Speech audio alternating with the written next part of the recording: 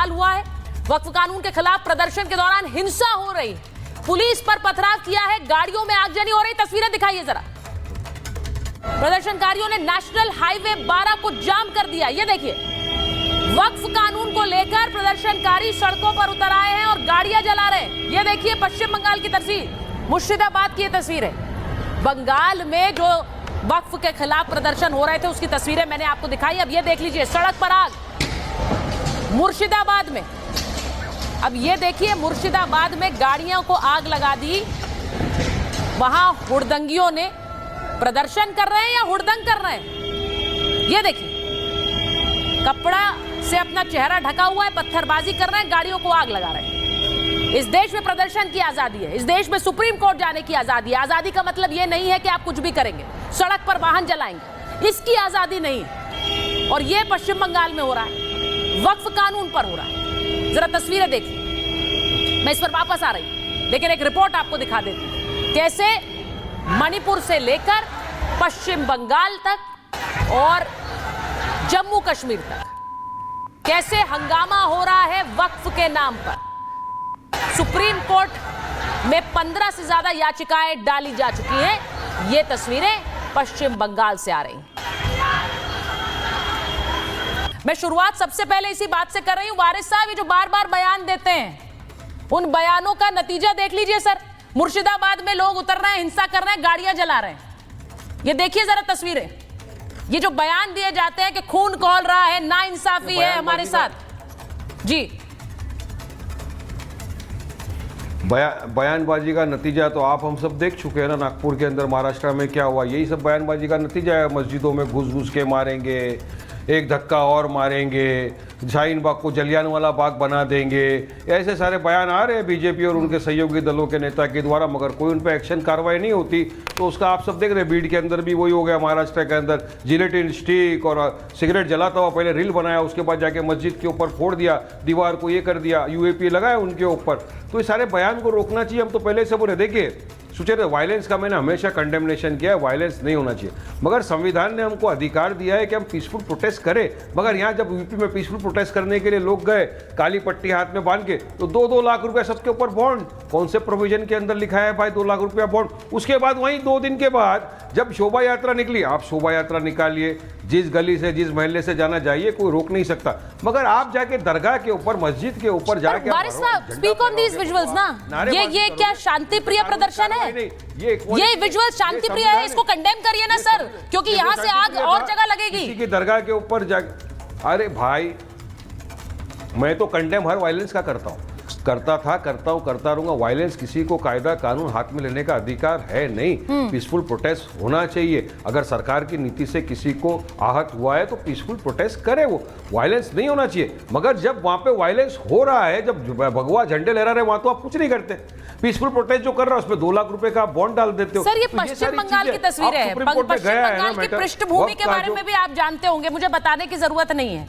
वहां पर तो रामनवमी के जुलूस को भी इजाजत नहीं दे रही थी मुख्यमंत्री। कोर्ट का हस्तक्षेप नहीं होता तो वो भी नहीं होते। मैं उस पर नहीं जाना चाहती हूं, लेकिन ये तस्वीरें डेंजरस है सर, ये खतरनाक है, इस देश के लिए अच्छी नहीं है ऐसी तस्वीरें अगर आएंगी हिंसा कर रहे हैं। चाहे पश्चिम बंगाल हो, यूपी हो, महाराष्ट्र हो, मध्य प्रदेश हो, कहां पर भी हो, वायलेंस नहीं होना चाहिए। किसी को भी कायदा कानून अपने हाथ में लेने का सुचेता जी अधिकार नहीं है, मगर पीसफुल प्रोटेस्ट करने का अधिकार है। आप कैसा रोक सकते हो? अगर कोई खामोशी के साथ काली पट्टी बांध के अगर पीसफुल प्रोटेस्ट कर रहा है काले कानून के खिलाफ, तो आप उस पर 2 लाख रुपया पेनल्टी लगा देंगे, बॉन्ड भरने बोलेंगे उसको। कौन से संविधान के प्रोविधान में लिखा हुआ है? विष्णु जैन बैठे हुए मेरे मित्र, बताओ ना प्रोविजन ऑफ द लॉ जिसके अंदर आप पीसफुल प्रोटेस्टर के ऊपर इस तरह का बॉन्ड लगा सकते हो? नहीं है।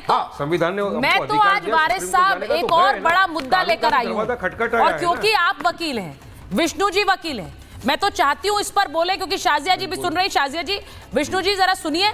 ये जो मुगलों के वंशज खुद को कहते हैं प्रिंस टूसी, ये कह रहे हैं इंटरनेशनल कोर्ट लेकर जाएंगे। विष्णु जी वो कह रहे हैं इस मामले को इंटरनेशनल कोर्ट ले जाएंगे, यूनाइटेड नेशंस में ले जाएंगे।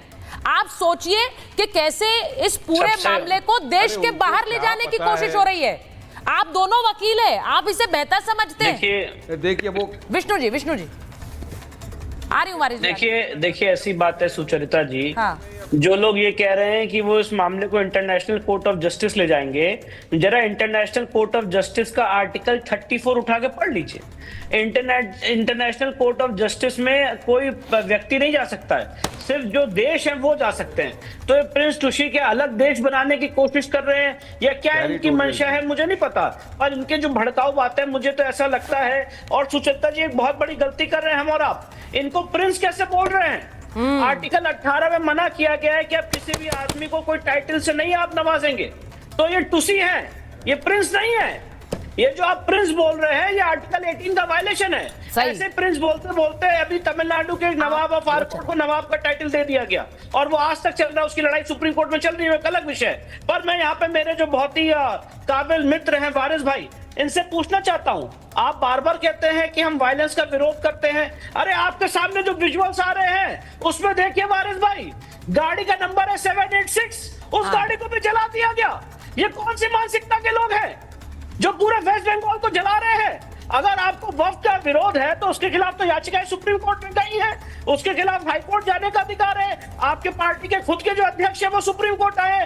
पर ये जो वायलेंस हो रहा है ये किस आधार पे हो रहा है? किस आधार पे गाड़ियां जलाई जा रही हैं? किस आधार पे अपने हाथ कानून को अपने हाथ में लिया जा रहा है? और ये क्या भड़काने वाली बात कही जा रही है टुसी द्वारा कि हम इंटरनेशनल कोर्ट जाएंगे, हमारे पास तैमूर का खून है। अरे भाई अगर आपके पास तैमूर का खून है तो इस देश में लोगों के पास राणा सांगा का भी खून है, इस देश में लोगों के पास छत्रपति शिवाजी महाराज का भी खून है, इस देश में लोगों के पास संभाजी महाराज का भी खून है, इस देश में लोगों के पास महाराणा प्रताप का भी खून है। ये किस तरह की बातें हो रही हैं? हम यहाँ पे एक कानूनी प्रोविजन के ऊपर बात कर रहे हैं। मुझे जरा बताइए सुचरिता जी, आप किसी भी संपत्ति को वक्फ संपत्ति घोषित कर देंगे, सरकारी संपत्ति को वक्फ संपत्ति घोषित कर देंगे, अगर इस चीज को खत्म किया जा रहा है तो आप कह रहे हो कि हमारे संवैधानिक राइट्स का उल्लंघन हो गया।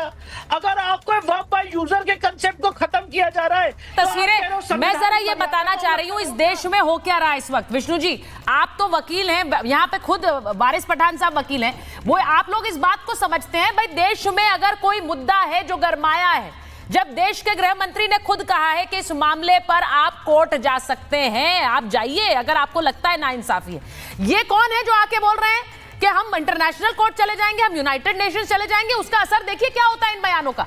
वहां पर मुर्शिदाबाद में गाड़ियां फूंक दी गई हैं, कल मणिपुर में बीजेपी के नेता के घर में आग लगा दी। ये सब हो रहा है और ये सब इसी बात पर हो रहा है कि देश के मुसलमानों से एक बहुत बड़ी नाइंसाफी हो रही है। शाजिया जी बैठी है यहाँ पर। शाजिया जी मुझे बताइए, विष्णु जी ने बिल्कुल ठीक कहा, ये कोई प्रिंस क्यों कह रहे हैं? इनका नाम प्रिंस टुसी, प्रिंस क्यों है ये तो वो है जो ताजमहल पर दावा करते हैं, कहते हैं शाहजहां हमारे पूर्वज थे तो ताजमहल मेरा है।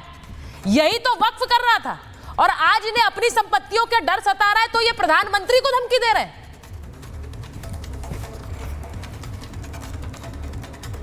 देखिए इतनी शर्मनाक ये मानसिकता है और ताज्जुब की बात तो ये है कि हम लोग अब तक इसको बर्दाश्त करते आए हैं। आप जरा खुद सोचिए, अपने को ये शहजादा समझ रहे हैं, ये पूरी की तरह से इस मुगालते में हैं कि वाकई में मुगलों के वंशज हैं। इन्हें ना तो कोई भी इतिहास का कोई आइडिया है, ये जानते नहीं कि बहादुर शाह जफ़र 1857 में उनका पूरा रेन ख़त्म हो गया था, उनका शासन, और इतने साल फिर वहाँ पे अंग्रेज़ रहे हैं। कहाँ से वो मुगलों के वंशज हैं, कहाँ से वो इतनी प्रॉपर्टीज़ का दावा कर रहे हैं, कोई इसको ट्रेस नहीं कर सकता। इसके अलावा आप देखिए कि किस तरह से भड़काऊ बातें कही जा रही हैं मेरे भाई वारिस द्वारा, बजाय ये कि वो देखें कि क्या हो रहा है इस देश में और रोके उन लोगों को और कहें कि ये तो बहुत ही ज़्यादा मतलब ख़तरनाक विजुअल्स हैं, ये इसको इग्नोर करके दुनिया भर की बातें कर रहे हैं।